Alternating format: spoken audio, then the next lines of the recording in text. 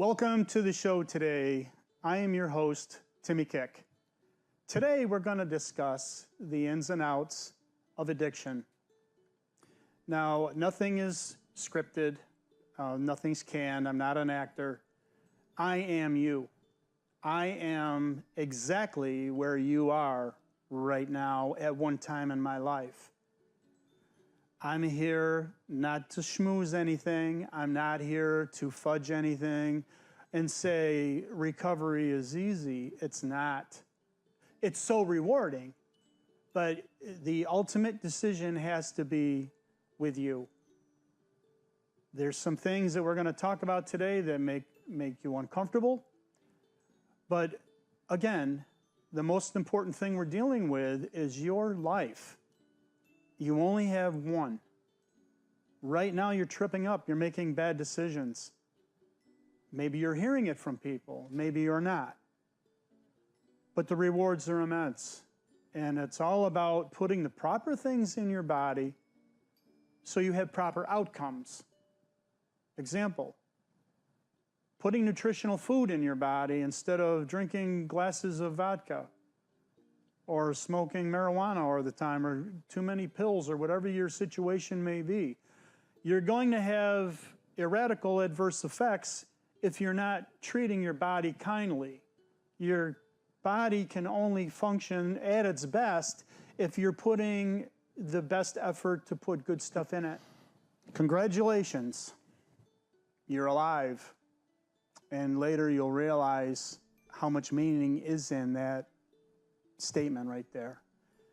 If you're able to watch this show and you're alive, you're one step ahead of the game.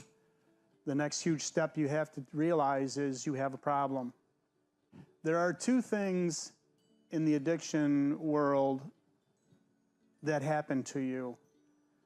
One is your physical addiction, meaning you have to have a drink or a drug to function. You can't get on through life without it. And the other component is the mental obsession. And what happens when you get help, when you get treatment? Both of those diminish and go away. It's very important to realize both of those. If you're drinking a lot every day and you're craving, you have the shakes, you can't go to work, you can't sleep during the night, you always have to have a drink. Could be a telltale sign. If you can't get out your door in the morning without smoking a joint or taking pills to calm down or whatever, anything that is a foreign object to your body is not helping you. I had someone tell me a long time ago, if you can't get through the day without a drink, you may be an alcoholic. It's a lot to be said for that when you do get sober and you realize that. Here's 5 points that I want you to think about. One, most importantly, whatever you're doing, stop. Stop. Secondly, you have to learn before you make any decision to breathe. You need oxygen to breathe. You need to take a deep breath, calm yourself down. So stop, breathe. Third is yield. You need to yield and think about what your next move is going to be. Think about it. Take time to think about it. And then number 5, proceed with your decision making with caution. Let's take a moment to think about exactly the way in the addiction field your mindset is thinking. Picture yourself as a little person in a room with 2 control handles. Okay, you're inside your brain. You're right in here. Okay? Now, if you're in a room with people, you don't have to talk about how silly I'm acting right now, or you don't have to let on to anybody. You know, if you're one of these guys that has to always be cool, or one of these girls that has to always be Miss Popularity. I'm only talking to right in here. I want you to open your ears and just think about what I'm trying to say to you.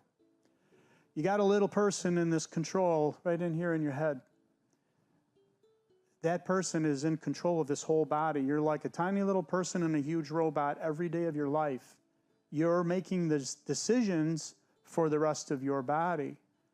Now, if you're confused all the time through the throes of addiction, alcoholism, whatever the case may be. Sleep deprivation can do the same thing. If you don't get any sleep, your body requires so much sleep. Your body requires so much nutrition. When you replace your decision making in your brain with drugs and booze instead of eating nutritional food, that's going to throw an adverse effect in your life. It's very important to learn that you have to replace the drug and the drink with nutrition. That's originally how your body and your brain was designed to function normally.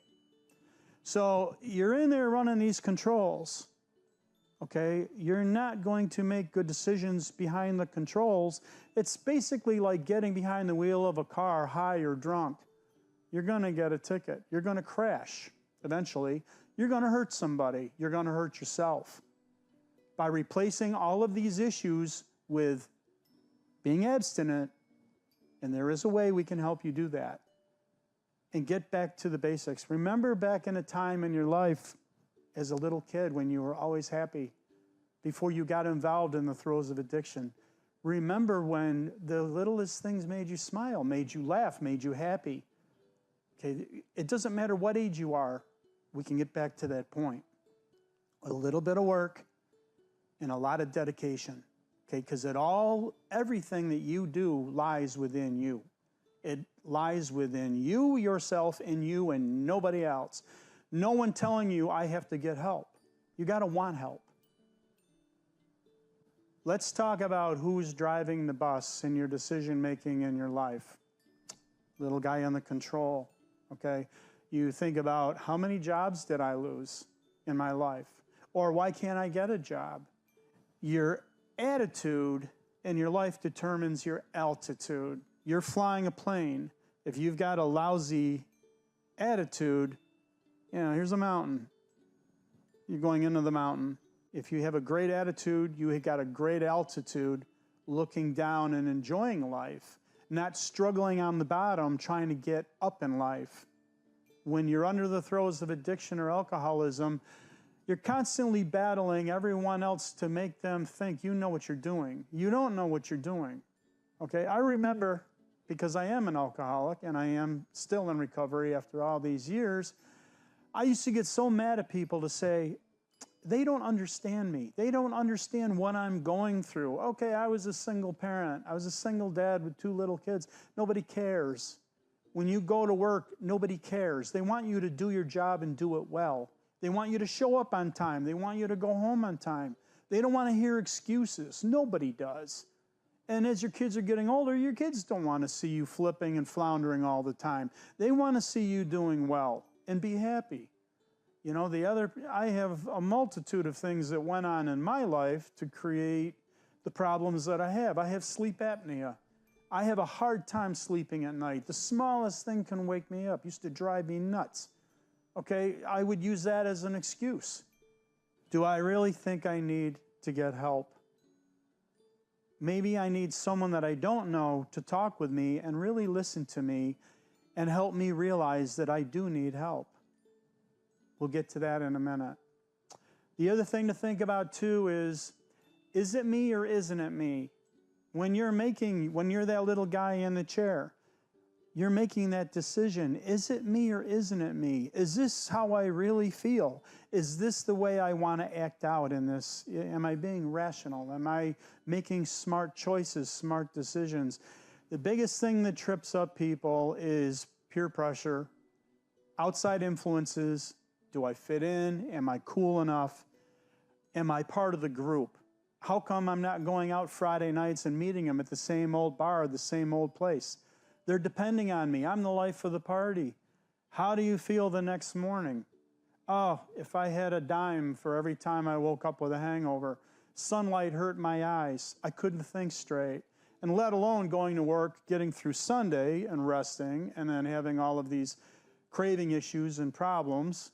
I know with me, I always had a weight issue, and I would starve myself and drink instead, so I look good in my clothes. Am I chiming in with anybody on this? It was all about how people were viewing me all of the time. Okay? You don't have to put yourself through that anymore. You don't. Breaking the chain of selfishness. I know when I was in the throes of addiction, I was very selfish. Ironically, from the moment I woke up in the morning to the time I kicked off my shoes and went to bed at night, I knew exactly how my day was going to begin and how my day was going to end. When you're drinking as much as I did, you only think about the obsession of the addiction. I don't want to go through shakes today. I don't want to have migraines today. I knew how much I had to budget myself to get through that day. When you're completely sober, you're breaking the chains of addiction. Every day is a mystery until it becomes history. I know I sound like Dr. Seuss right now, but it is true. Every day you get up and you don't know how your day is going to go and you don't know how it's going to end, there is a level of excitement in living your free life. What to do to get help?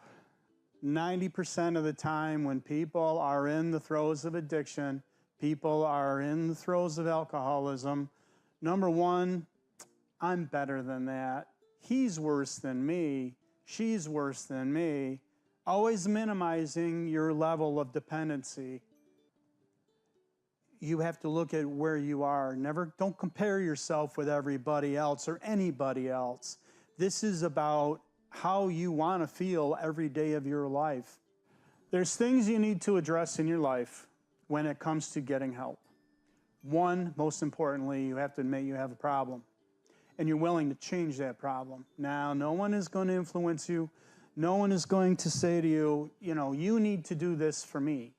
Don't get help to help your relationship with your boyfriend or your girlfriend or your mom and your dad or your neighbors or your friends at school or your classmates. You're doing these decisions strictly for your life. No one is going to hold your hand. Okay, you got yourself in this position. You put yourself in this chair right now. Now you got to figure out how to get out of this chair. You want to get back to your old happy self. There's nothing happier than being happy with yourself. Don't do this for someone else's benefit or you're being pressured into doing this. You need to do this strictly for yourself. The rewards, I'll tell you what the rewards are. The rewards are times 10 of what you ever imagine. If you have to give up your car to get rid of your car payments, if you have to give up your apartment for a while and get help, it's worth it times 10. I've done it. You need to only take care of you. When you go into a treatment facility, you're going to be fed. You're going to be taught every day. It's the greatest thing in the world. When I put myself in treatment, I always treated it as a college course. I did, but I do that with everything that I do. I didn't go back to college till I was 58 years old. I graduated with my degree when I was 60. I'm not afraid to reinvent myself.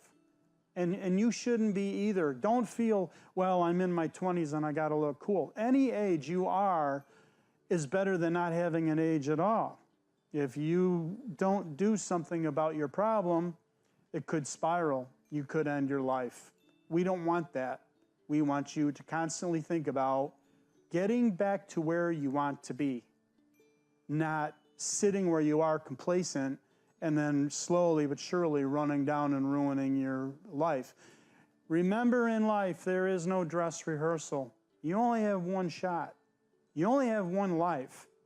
And if you give up that opportunity, not only is it going to be bad for the outcome for you, but there's going to be so much sadness and disappointment in people that really, truly love you, people that care about you, people that want to believe in you and want to see you live a highly functional, successful, happy life.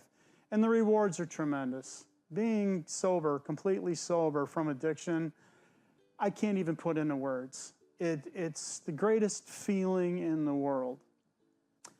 I realized when I decided to get help, there was a lot of things, I've been through it a couple times, that I was doing wrong. I had to realize that everyone in the room getting help is sick. Do not, and I can't emphasize this enough, do not go into rehab situations or help situations looking for a companion, looking for that girlfriend that's getting help just like you and you have something in common with, or that boyfriend. I've seen that happen. It always ends up in destruction. Believe it or not, after you get out of a treatment facility, you're not going to ever see these people again. Most of the time you will never encounter, at the time where you're supposed to be getting help and keeping focused on you, don't take the focus off of you and put it on somebody else to make yourself look better. You have to be selfish and vigilant with your life.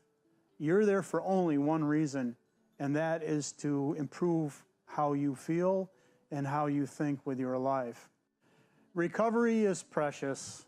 Recovery is something that you need to give 150% of every single day. You're not going into recovery to impress anybody. You're going into recovery to be the best that you can possibly be. You're going to meet all kinds of people. You're going to meet people that totally blow you away, that you look at highly or the other way. Just remember, who are you there for? You're there for only yourself. When I went to treatment several times, I learned an awful lot about myself, and I learned a few things from other people. You take a little bit, you give a little bit.